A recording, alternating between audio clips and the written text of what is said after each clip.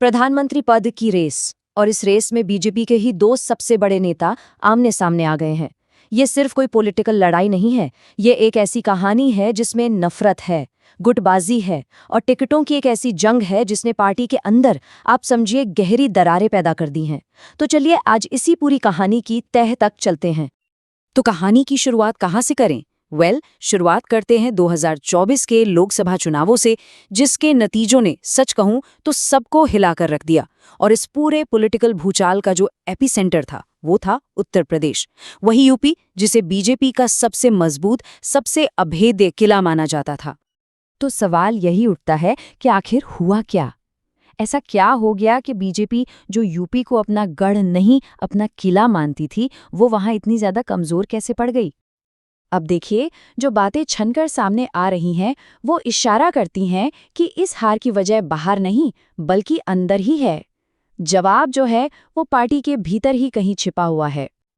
और ये अंदरूनी कलह घूमती है सिर्फ दो चेहरों के इर्द गिर्द।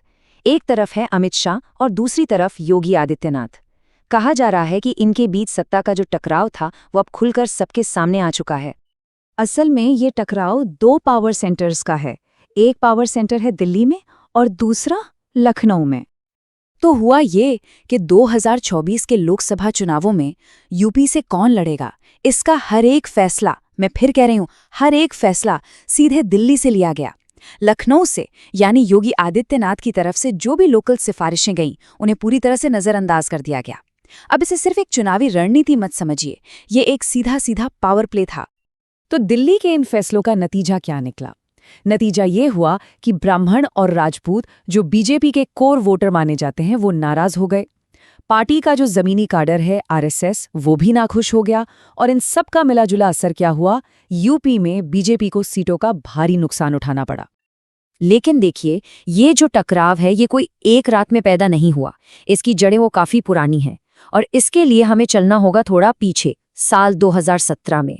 चलिए समझते हैं कि ये दरार पड़नी शुरू कहाँ से हुई थी। तो बात है 2017 की। यूपी में बीजेपी को एक लैंडस्लाइड, एक ऐतिहासिक जीत मिली थी।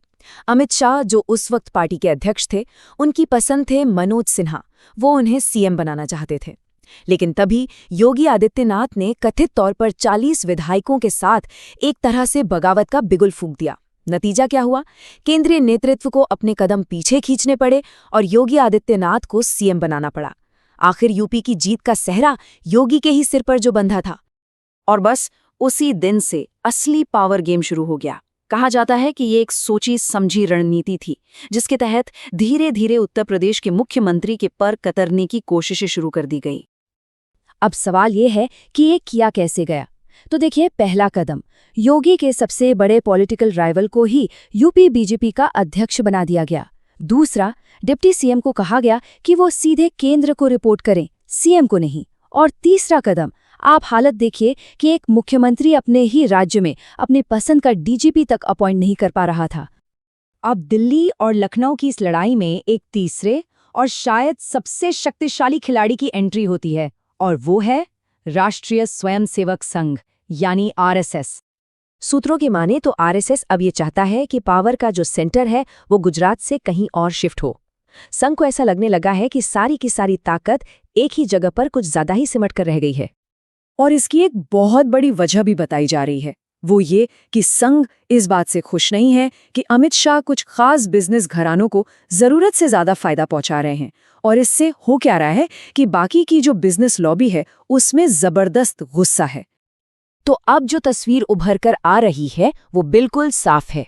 पार्टी के अंदर सीधे सीधे दो कैंप बन चुके हैं। एक तरफ है पीएम मोदी का कैंप, जिसे लीड कर रहे हैं अमित शाह, और दूसरी तरफ है आरएसएस का कैंप, जो अपना चेहरा योगी आदित्यनाथ को बना रहा है। तो ये सारी अंदरूनी कलह, ये सत्ता का पूरा संघर्ष अब आकर टिक गया है एक ही सवाल पर। और ये सवाल आज भारतीय राजनीति का सबसे बड़ा सवाल है कि मोदी के बाद कौन, देश का अगला प्रधानमंत्री कौन होगा। और यहाँ जो आखिरी मुकाबला है वो भी एकदम साफ है। एक तरफ है प्रधानमंत्री मोदी की पसंद यानी अमित शाह, और दूसरी तरफ है आरएसएस की पसंद यानी योगी आदित्यनाथ। लेकिन इसे सिर्फ एक कुर्सी की लड़ाई समझने की गलती मत कीजिएगा। ये संघर्ष तय करेगा कि आने वाले वक्त में बीजेपी की और इस देश की दिशा क्या होगी। दांव पर सिर्फ एक पद नहीं, बल्कि बहुत कुछ लगा है। तो आखिर में सबसे बड़ा और सबसे जरूरी सवाल यही रह जाता है, भारत का भविष्य कौन तय करेगा, पीएम मोदी की पसंद या फिर आरएसएस की? ये कैसा सवाल है जिसका जवाब हमें सिर्फ आने वाला वक्त ही दे सकता है।